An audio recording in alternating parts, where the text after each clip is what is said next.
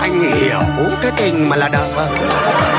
Và cuộc tình tựa như áng mây trôi.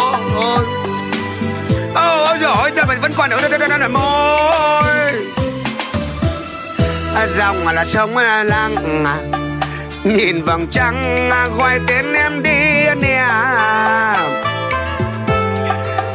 Tìm giây phút là xanh mộng mà yêu đương nói lời yêu thương.